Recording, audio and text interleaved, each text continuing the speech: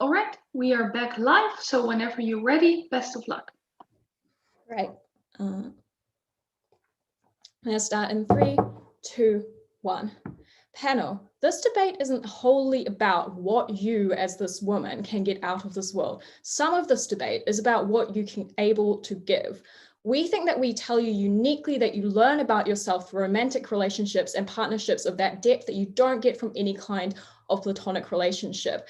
I also think it's really notable that both Gov teams rely on a hugely uncharitable characterization of men to win, right? Like the characterization is men are at best attempting to subtly grind you down unconsciously through misogyny, and that they have no awareness of this and that would never try to change it. Or at worst, that they are people that are actively out to abuse and undercut you. We think that they had no chance of winning this debate if they weren't even going to accept that there are more men in this world than just a few Prince Charmings who aren't actively out to harm women and would actually probably listen to some of these critiques if they were willing to say them to them. We're going to tell you why, even if you don't find this man, however, your relationship is worthwhile. I'm going to do a few things. Firstly, I'm going to talk to you about CG and why they fall out of this debate. Then I'm going to talk to you about our extension and a bit about top half with some responses to OG.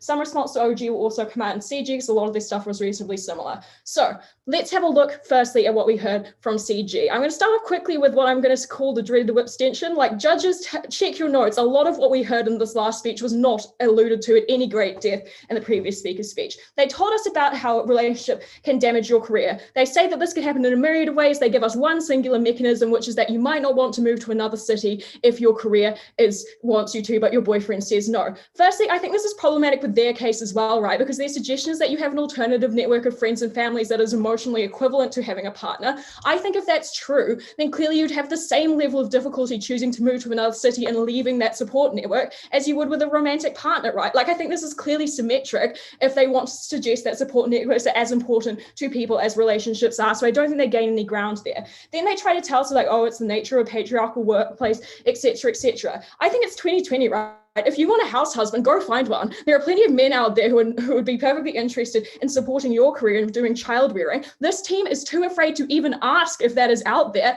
They say no at the outset and assume it cannot happen for them, cutting out any future that could actually have. Lastly on this, they try to say that having money is better because it's guaranteed. Firstly, I think it's not guaranteed. Anything could happen in your company, in your industry, in your personal life, that like you could have a health issue or something like that. That means that you're unable to work to the extent that you're expected to in your 20s. We think this means that equally in the same way a relationship can be volatile, your working career can be too. It is not the choice between safety and like sort of chaos. It is a choice between where you can try and do lots and lots of things and see what comes of all of them. So that's dealing with that. Lastly, on the case that the distinct case that we heard from member here. Firstly, I think a lot of this was about support networks, and this is also what OG essentially tried to run, that you can get an equivalent amount of fulfillment from relationships with friends and family. Firstly, it's just so unclear that this is mutually exclusive.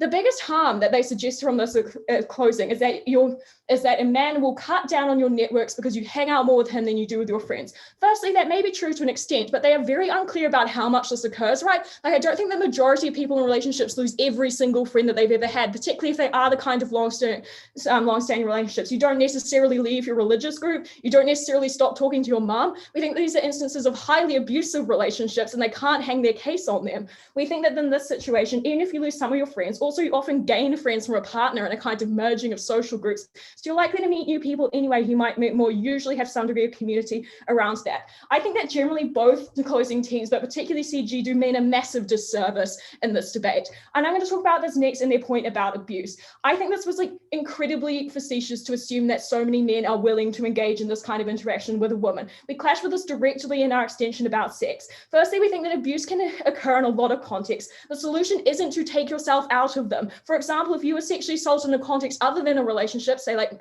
at a club or in a hookup, that doesn't mean you should never do that thing again. And it's horrible that you should be restricted in that way. Instead, what we propose is that you get help through methods like therapy in pursuing that in a way that is better for you. Then they essentially tell you that men grind down your mental health. Firstly, I think that the fulfillment you get is very strong. We all heard that from opening. But what I add here is that the reality check is that most women do not blame men for their mental illnesses. We think that in terms of mental health issues, if you are the kind of person who takes that on, you are likely to be someone who experiences that in a lot of relationships with someone has power over you, not exclusively in romantic ones.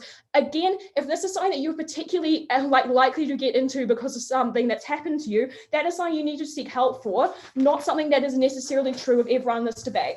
The next thing to talk about here is our extension, how it's response to it. Largely, I think the top half clash and CG as well talked about how much fulfillment men can give you and whether or not you can find that fulfillment elsewhere. We extended you by telling you that even if you never find the love, which our opening talks about, you are going to benefit from relationships. Even if they fail, you're going to learn a lot in the attempt. We explained that you have a better relationship with your friends if you are more well-rounded and more experienced, and you have a better understanding of yourself. That's how you become a stronger person, because sometimes actually relationships end because the woman was at fault. I'm just going to put that out there. I know this isn't like a sympathetic audience for that, but sometimes it might be your fault that your relationship ended. You will learn about your flaws there. Secondly, we think you get far more intimately involved in other people's lives in a relationship. That's just a fact. Things like meeting and getting involved with their family, their culture, their religion, it's something you don't generally do even with good friends, and you get uniquely from a relationship. We think that's essentially what they say at an opening government, for example, where they say that men don't have your lived experience, so you can't relate to them. It's equivalent to saying things like people from different religions or races shouldn't date ever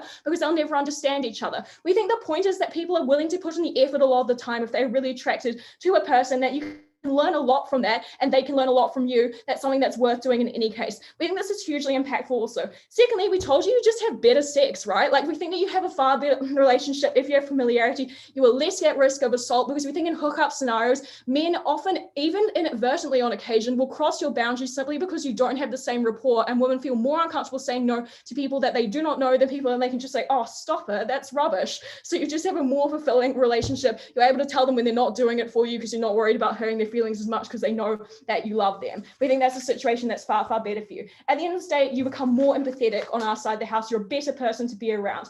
Lastly, very quickly on OG, I think the main thing they wanted to talk about, they haven't responded to already, is essentially just the idea that people are bad at choosing partners. This is what our extension uniquely responded to and what was never dealt with here. We tell you that you will on occasion choose the wrong partner, but we tell you that even the situation where you do, you will get something out of that you cannot get from any other scenario that is worth doing. We tell you that that is what makes it worth it, even if you do never find the Prince Charming, because let's face it, most men are actually all right.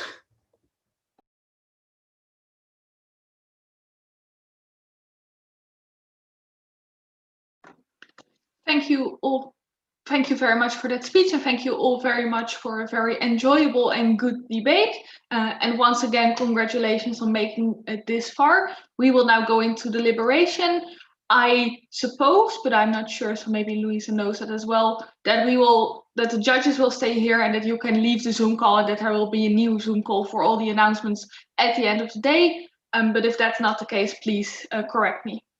That's exactly the case. If we could also end streaming so that the judges can discuss here, that would be amazing. Yes, and I see that also.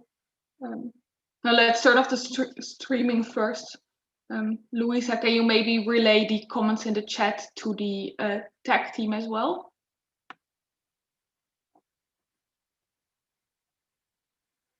Yeah, I will. Let me just take a Thank you. photo of them.